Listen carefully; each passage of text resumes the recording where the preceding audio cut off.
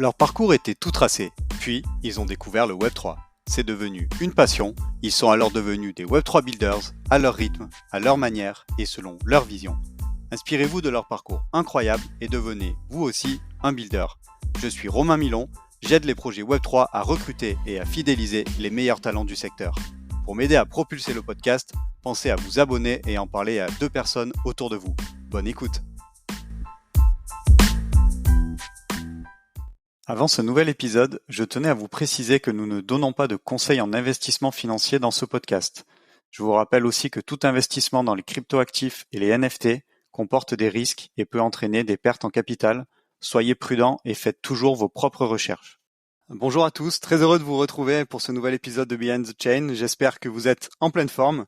Alors aujourd'hui, je reçois quelqu'un qui a un très beau parcours dans le Web3, notamment chez des acteurs historiques de l'écosystème français. Donc je suis très heureux aujourd'hui de recevoir Carolina Gorna. Elle est Software Security Engineer chez Ledger. Comment tu vas, Carolina ? Bonjour Romain, bonjour à tous. Merci beaucoup pour l'invitation. Super, ravie de partager mon parcours aujourd'hui avec vous. Super, écoute, on va passer un bon moment. Alors écoute, sans attendre, je te propose qu'on commence avec cette première question habituelle. Est-ce que tu peux me dire ce que tu faisais avant d'arriver et de découvrir le Web3 ? C'est assez simple. Je suis arrivée dans le Web3 au moment de mes études, en école d'ingénieur. J'ai eu la chance d'avoir une antenne Cryptosphère qui a été lancée dans mon école. Donc Cryptosphère, c'est aujourd'hui la première association étudiante de France qui est spécialisée dans la blockchain et les nouvelles technologies. Et à l'époque, c'était encore tout petit, donc on voulait apprendre justement ce que c'était que la blockchain. C'était assez novateur et ça m'a beaucoup plu dès le début.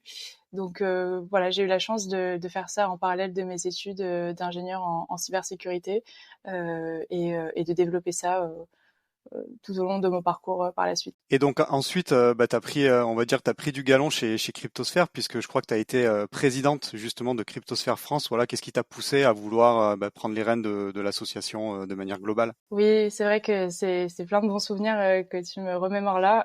Donc effectivement, dans Cryptosphère, on passe généralement une année à monter une antenne. Donc, ce qu'on appelle une antenne, c'est donc un groupe au sein d'une école, d'une université qu'on développe. Et ensuite, on a la possibilité l'année d'après de s'occuper de l'association au niveau France, donc d'être plus dans un rôle transversal et de soutien en fait à toutes les antennes.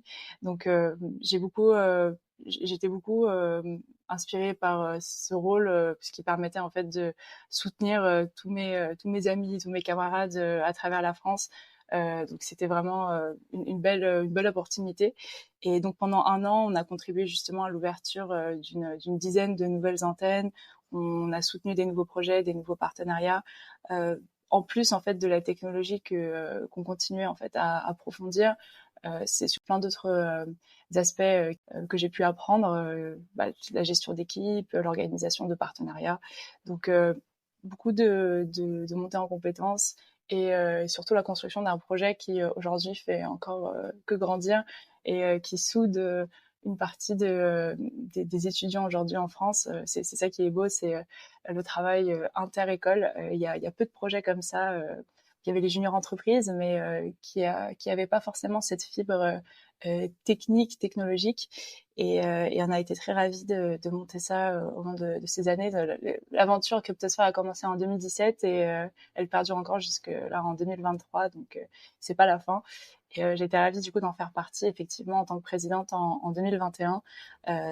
Voilà, et je continue à m'investir, à soutenir la communauté. C'est ça qui fait sa force. Alors j'imagine que tu as dû te créer un superbe réseau avec ce passage chez Cryptosphère. Est-ce que tu dirais que ça a été vraiment quelque chose de game changer dans le début de ton parcours et notamment peut-être pour trouver ton premier job dans l'industrie Web3? Oui, ce qui est sûr, c'est que ça m'a permis de différencier mon profil par rapport à mes camarades de promotion, puisque en fait la blockchain aujourd'hui, ça reste encore une technologie pas forcément très bien connue, ou du moins, peu de gens la connaissent vraiment en profondeur.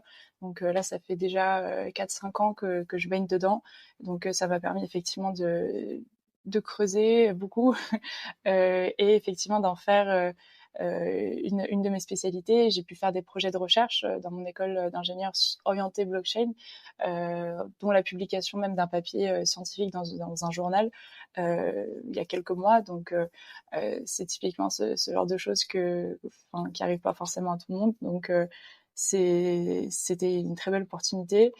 Et bien sûr, parmi toutes les personnes que j'ai rencontrées, ça a été très enrichissant puisque on garde encore contact avec la majorité d'entre elles. Hein. À l'époque, on disait que l'écosystème blockchain français, c'était 20 000 personnes. Bon, je pense que maintenant, il a doublé, voire triplé. Mais bon, c'est toujours bien d'avoir des personnes qu'on connaît et sur lesquelles on peut compter et sur lesquelles maintenant, actuellement, dans mes activités professionnelles, je peux me reposer et puis interagir avec elles pour avancer. Donc ça, c'est très positif comme tu dis. Et effectivement, voilà, il y a encore très peu de formations qui existent sur ce sujet, donc ça reste encore pour les étudiants qui se lancent sur ces thématiques un moyen de se démarquer de la majorité. Donc oui, je peux qu'encourager les gens à aller dans ce sens-là et puis à creuser tout ça. Alors maintenant, si on va un petit peu sur la suite de ton parcours, est-ce que tu pourrais nous expliquer quelles ont été finalement les autres étapes et voilà les différentes expériences que tu as pu avoir peut-être jusqu'à aujourd'hui et puis comment elles se sont enchaînées entre elles? Oui, tout à fait. Donc sur la fin de mes études, donc il y a eu beaucoup de projets. J'ai cité les grandes lignes, mais si je peux en rajouter encore quelques-unes, on a fait partie de groupes de travail avec notamment la Fondation Hyperledger. Pendant un an, on travaillait avec plein d'experts dans le monde.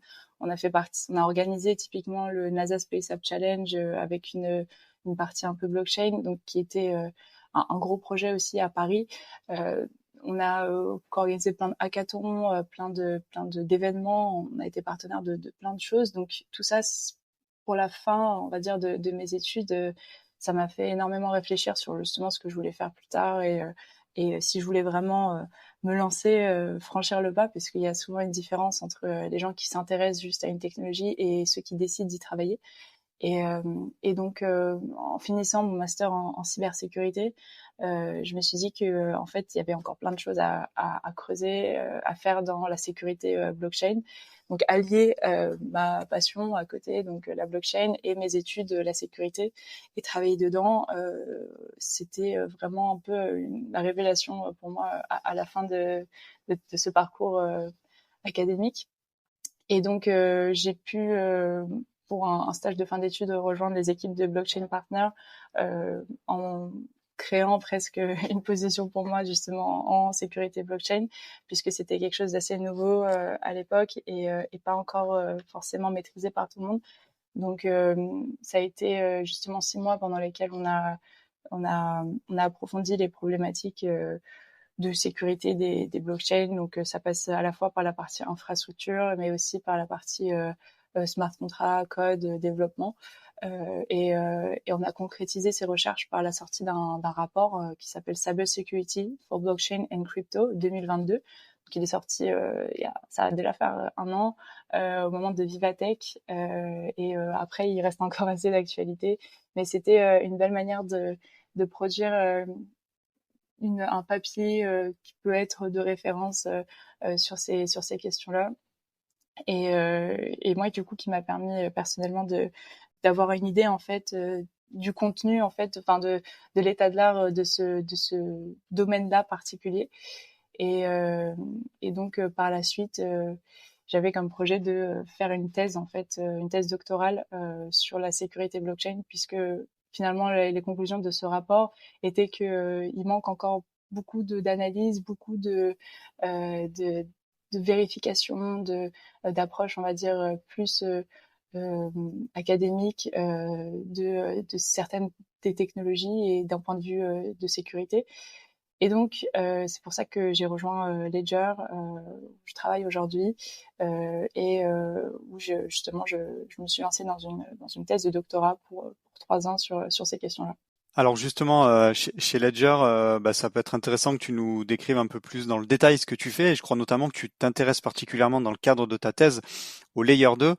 Donc voilà, peut-être aussi nous dire pourquoi tu t'intéresses plus spécifiquement au Layer 2, voilà, qui sont dont on parle beaucoup en ce moment et qui sont probablement l'avenir. Oui, oui, tout à fait. Alors, donc, Ledger, effectivement, c'est apparu un peu comme un peu une évidence dans le cadre de mon projet, puisque c'est aujourd'hui une des plus grosses boîtes de sécurité orientée crypto blockchain en France. Et donc j'ai été très contente qu'ils soutiennent ce projet et qu'ils m'accompagnent sur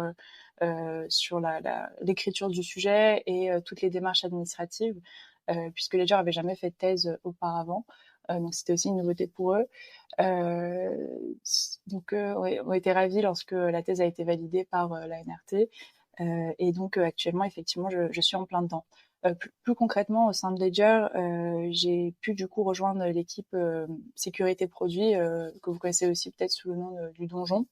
Dans cette équipe, juste pour vous fassiez une idée, les personnes qui y travaillent sont principalement divisées en deux groupes. Il y a les gens de la sécurité hardware et les gens de la sécurité software. Donc pour la partie hardware, ça va être les personnes qui font du coup de la recherche sur les composants, sur nos produits, qui essayent de les attaquer de manière physique. Et typiquement en faisant des attaques de type fault injection ou side channel attack. Fault injection, ça consiste à prendre un appareil et puis typiquement le perturber en envoyant par exemple des rayons laser dessus ou des ondes électromagnétiques, ce genre de choses. Et les side channel attack, c'est par exemple observer comment évolue le courant ou la tension lorsqu'on utilise un appareil. C'est juste pour vous donner un peu le contexte pour tous ceux qui font de la sécurité hardware. Et pour la partie software, du coup, c'est l'équipe dans laquelle je suis, enfin la sous-équipe dans laquelle je suis. Ça va être toutes les personnes qui font de la recherche sur les vulnérabilités liées au logiciel. Typiquement, on a le Ledger Live, on a Ledger Market, on a plein de produits en fait qui viennent se construire autour du device en lui-même. Et donc, il y a une surface d'attaque qui est non négligeable et à laquelle, du coup, on est attentif et puis on regarde justement, on fait régulièrement des revues de plugins lorsque des nouvelles applications, des nouveaux plugins viennent s'ajouter à la base de données. Et, et donc, dans le cadre effectivement de toute cette recherche de vulnérabilité, de sécurité, je suis arrivée, on va dire originale, puisque il n'y avait pas encore forcément beaucoup de personnes qui travaillaient sur la sécurité blockchain en tant que telle, et c'était plus ou moins nécessaire, c'était aligné avec la stratégie Ledger, puisque ils vont proposer de plus en plus de services on-chain, et donc il faut être à jour et à niveau en termes de sécurité par rapport au fait que si on sort des produits on-chain, voilà, il faut savoir ce qu'on fait. Et donc, dans cette optique-là, la thèse donc orientée sur les layers 2 était intéressante puisque aujourd'hui, il y a beaucoup d'argent dessus. On est là, je crois que la dernière fois que j'avais regardé, on était à 9 milliards de dollars bloqués sur les layers 2, alors que pour un ordre d'idée, sur Ethereum, on doit être à 29 milliards de dollars bloqués sur cette couche 1. Donc, il y a beaucoup de choses quand même qui se passent sur les layers 2. Ils sont développés très rapidement. Ça fait que depuis 2020 qu'on voit vraiment des implémentations fonctionnelles de ces couches 2, qui ont d'ailleurs qui sont le plus souvent sous forme de roll-up.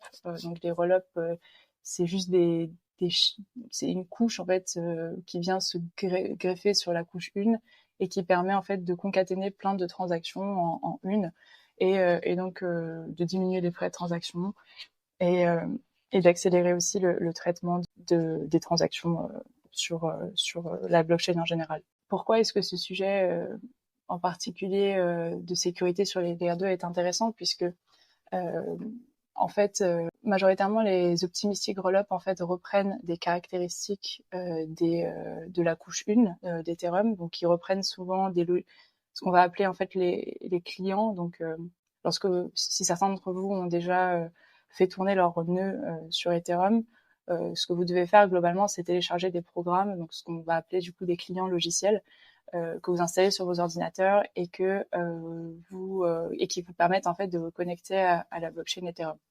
Et bien dans le cas des couches 2, certaines couches 2 permettent de faire la même chose, de vous permettre de faire tourner un validateur ou un nœud. Et pareil, vous téléchargez votre programme et vous pouvez contribuer à la couche 2 au roll-up. Et donc d'un point de vue de sécurité, ce qui est intéressant, c'est de voir si ces clients, si ces programmes de couche 2 sont suffisamment sécurisés. Parce qu'en fait, ce qu'ils ont fait pour un certain nombre d'entre eux, c'est qu'ils ont repris des clients existants de la couche 1, donc des programmes déjà existants, et ils les ont modifiés pour les faire fonctionner en tant que couche 2. Et donc ma problématique est orientée dans ce sens-là, c'est est-ce que effectivement ces modifications n'ont pas d'impact sur la sécurité du logiciel en tant que tel. Donc voilà actuellement ce que je fais au sein de l'équipe et voilà, là où je m'oriente par rapport à mes recherches. Bah écoute, merci, c'est très clair. Merci aussi d'avoir rappelé ce qu'était un layer 2. Je l'ai pas fait et c'est pas forcément évident pour tous les auditeurs. Euh, alors du coup, je sais pas vraiment si on peut dire que tu as un point de comparaison parce qu'on peut dire que tu es une pure player du Web3. Tu as toujours finalement travaillé dans cette industrie. Et du coup, est-ce que tu pourrais nous dire toi vraiment ce qui te plaît et ce qui t'anime? Voilà, aujourd'hui, tu es une buildeuse, tu travailles vraiment sur la partie tech. Voilà, qu'est-ce qui te plaît dans cet univers Web3 et en quoi tu es fier d'y travailler? Oui, c'est une super question puisque on se rend pas compte au quotidien effectivement qu'on fait partie de ce milieu-là et c'est vrai que d'un point de vue extérieur ça peut sembler pas forcément évident, mais moi ce qui me rend vraiment heureuse au quotidien et ce qui fait que j'aime ce que je fais, c'est le côté innovation technologique constante et aussi complexité de la technologie puisque c'est si nouveau, c'est si complexe que, en fait on s'ennuie jamais. Il y a toujours des nouvelles choses à découvrir et il y a toujours des aspects qu'il faut qu'on continue à creuser puisque enfin c'est vraiment difficile de tout connaître sur tout et d'autant plus que ça évolue. Voilà, c'est un peu mon deuxième point, c'est que on assiste vraiment à la création d'une technologie. Euh, Quand on regardera ce milieu dans 5-10 ans, ça aura rien à voir avec ce qui existe aujourd'hui. Et j'ai vraiment la sensation que on, on construit, on va dire, vraiment quelque chose de nouveau. Bon, il y a beaucoup de gens qui comparent ça à la création d'Internet, mais d'un point de vue de valeur sur Internet. Donc, Internet a permis en fait de transférer des informations, et là, avec la blockchain, on peut transférer de la valeur. Et donc, c'est très fort de ce point de vue-là. Euh, Puisque ça nécessite, en termes de sécurité, je dirais pas encore plus de sécurité, mais dès qu'on parle forcément d'argent, c'est tout de suite plus complexe et plus délicat. Donc non seulement voilà, c'est intéressant, mais en plus il y a on va dire un intérêt aussi économique derrière par rapport à des questions géopolitiques, parce que voilà, il y a toute la partie autorisation d'utilisation de cette technologie dans certains pays, là, plein d'aspects juridiques. Donc en fait, c'est assez complet et très dynamique. Donc je trouve que c'est vraiment un écosystème où on peut s'épanouir, où on peut jamais s'arrêter d'avancer. Après, il faut trouver son équilibre. Mais voilà, on s'ennuie jamais, ça c'est sûr. Alors maintenant, si on vient un petit peu peut-être sur les conseils que tu pourrais donner à quelqu'un qui a envie de se lancer dans l'industrie Web3, je pense qu'on en a parlé au tout début du podcast. Et par exemple, quand on est étudiant, rejoindre une association comme Cryptosphère, je pense que c'est un très bon moyen de faire un premier pas dans le Web3. Si tu avais un ou deux autres conseils que tu donnerais à quelqu'un qui te pose la question, qu'est-ce que tu lui dirais? Oui, alors en fait, je dirais tout dépend de la qualité du réseau dans lequel on est, puisque enfin pour avoir un meilleur niveau, il faut avoir des meilleures sources. Et donc, faire partie d'un réseau comme Cryptosphère, ça vous aide à être en contact avec des gens qui sont là depuis un moment et qui du coup ont su faire le tri entre euh, voilà, des informations intéressantes et pertinentes et d'autres qui ne le sont pas. Donc effectivement, ça peut aider. Il y a des Discords qui sont vraiment intéressants. Moi, du coup, d'un point de vue de la sécurité blockchain, je suis beaucoup sur le Discord de Secureum. Il y a plein de sites aussi d'informations. Il y a Web3 Security DAO qui existe. Donc, en fait, il y a plein de sites qui sont très spécialisés et avec des informations vraiment triées sur le volet. Donc, je vais dire, en fait, pour quelqu'un qui se lance dans le milieu, déjà blockchain, c'est important Donc s'entourer de personnes intéressantes, pour ça, le mieux c'est de venir à des événements Web3. Donc à Paris, en France, globalement, il y en a pas mal. Vous pouvez regarder sur Meetup, sur Eventbrite. Enfin, il y a souvent quand même des meet-up, donc aller rencontrer des personnes, discuter avec elles, et déjà ce sera une première avancée. Et ensuite essayer de vous engager dans des conférences, dans des hackathons, que vous soyez technique ou pas.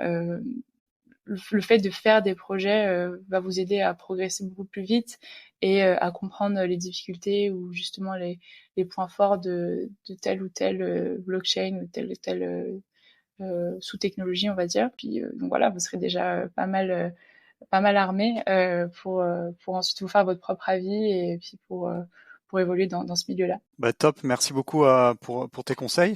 J'ai une question peut-être un peu plus personnelle. Est-ce qu'un jour tu aimerais lancer ton propre projet ou peut-être ta propre société, je sais pas, de conseil en sécurisation dans le domaine du Web3? Est-ce que c'est des choses auxquelles tu penses aujourd'hui? Oui, c'est une question qu'on m'a déjà posée plusieurs fois, et je dois dire que pour le moment, en fait, comme j'ai été à la tête de Cryptosphère donc en 2021, qui était un peu une période importante pour l'association, puisqu'on était en expansion et on consolidait nos bases. Donc j'ai vraiment eu la sensation de en fait de presque monter ma boîte en étant à la tête d'une grosse asso comme ça.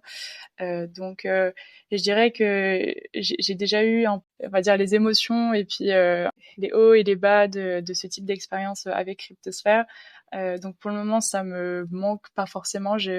Ça a été super, ça m'a beaucoup appris. Et maintenant, je suis plus dans une phase de consolidation de ma technique, de mes compétences techniques.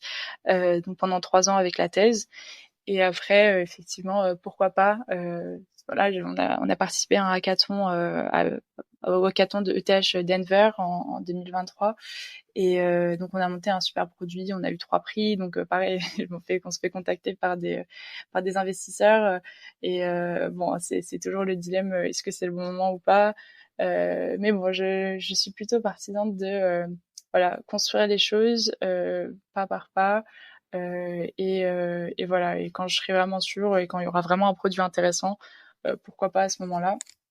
Mais bon, je vais pas me précipiter je préfère avoir des acquis solides et qui permettront en fait de partir vite dès que l'occasion se présentera et que je serai prête pour ça. Donc à voir.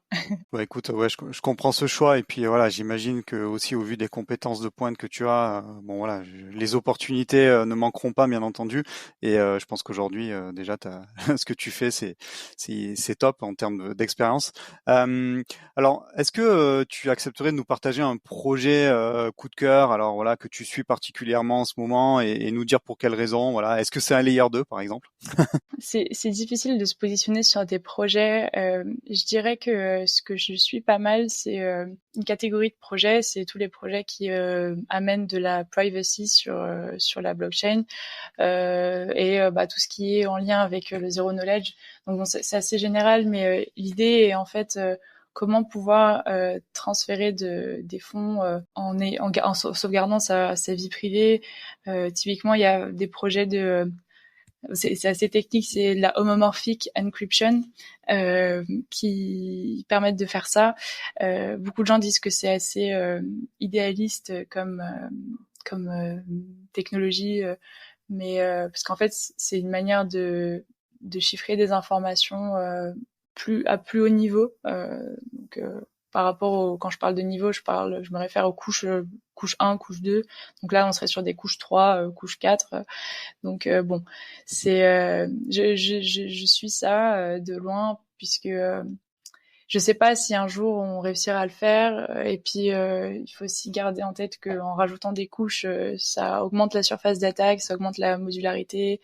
Donc voilà, j'ai pas mal de questions qui sont liées à l'évolution de ce milieu-là, voilà, d'un point de vue faisabilité, d'un point de vue sécurité. Donc bon, voilà, j'ai pas d'un projet particulier, mais en tout cas, je pense qu'il y a pas mal de choses à faire d'un point de vue privacy et chiffrement sur la blockchain pour faire des choses intéressantes. Ok, bah c'est noté. Alors j'irai diguer ce concept dont tu viens de nous parler. Je me lance pas dans une prononciation parce que je suis pas sûr d'avoir bien compris, mais voilà, j'irai regarder ça et puis on mettra bien entendu le lien vers quelques ressources sur ce sujet.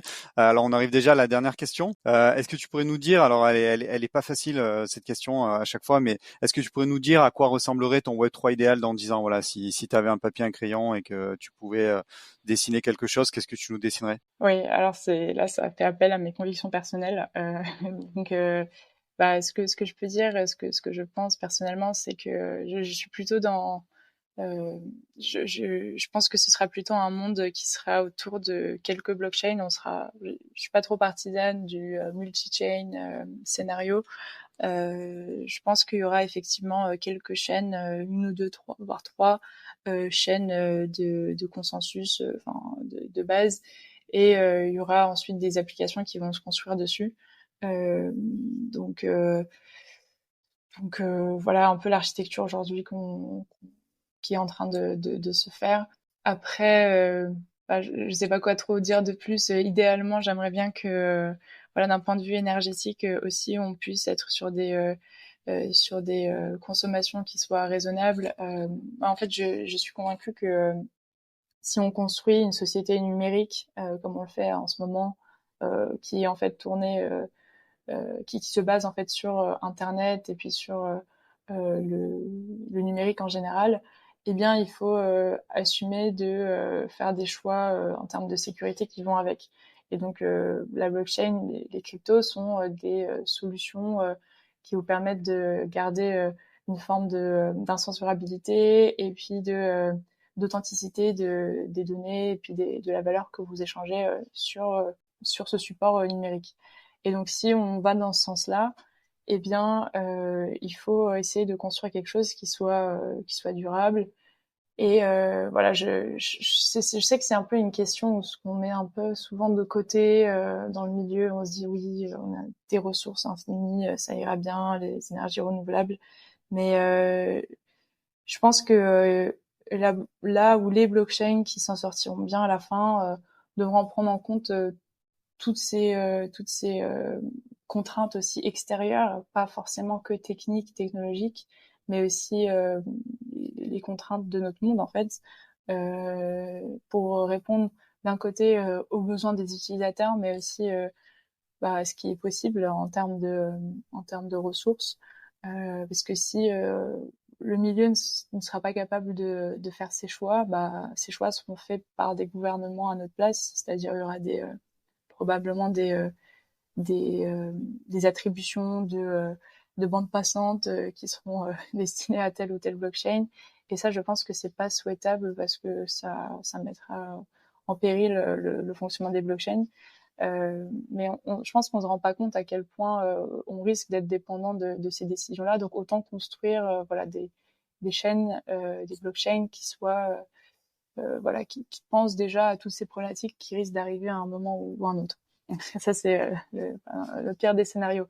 Et après, bien sûr, voilà, je souhaite que tous ces écosystèmes se développent, qu'il y ait de plus en plus d'utilisateurs et qu'on puisse, voilà, pour moi, vraiment, le but ultime, c'est qu'on puisse créer vraiment de l'authenticité et de la valeur sur Internet pour qu'il y ait plus de gens qui se fassent scammer, de gens qui se fassent voler leurs œuvres, voler leurs fonds. Donc voilà, créer quelque chose de sécurisé et puis de stable et puis voilà, qui permette à tout le monde de bien fonctionner en ligne dans cette société numérique qu'on est en train de construire. Et merci beaucoup d'être allé sur plusieurs aspects, c'était hyper intéressant. Bah écoute, il me reste à te remercier, voilà, d'avoir joué le jeu, d'avoir pris le micro. Je sais que c'est pas simple. Bravo pour ton parcours et je suis sûr, voilà, que ça inspirera d'autres builders ou d'autres personnes qui sont pas encore dans l'écosystème à le rejoindre ou à y investir encore plus de temps. Donc écoute, j'ai été ravi qu'on fasse cet épisode ensemble. Et puis bah je te laisse le mot de la fin si tu veux nous dire quelque chose avant qu'on se quitte. Merci beaucoup Romain, c'était un plaisir. J'espère effectivement que ça pourra faire naître des vocations. Dans ce milieu dans lequel je suis, la sécurité blockchain, il faut pas en avoir peur. C'est très largement abordable si vous y venez pas à pas.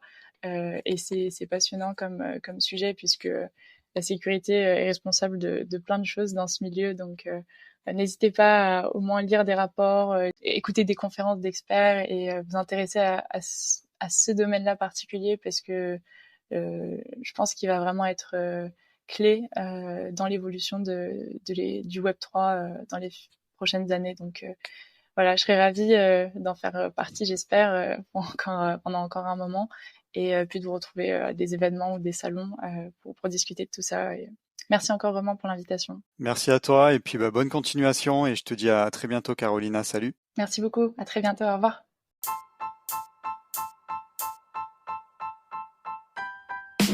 Merci d'avoir écouté cet épisode jusqu'au bout. Pour m'aider à propulser ce podcast, je vous invite à me laisser la meilleure note possible ainsi qu'un commentaire sympa. À très vite pour découvrir un nouveau talent du Web3.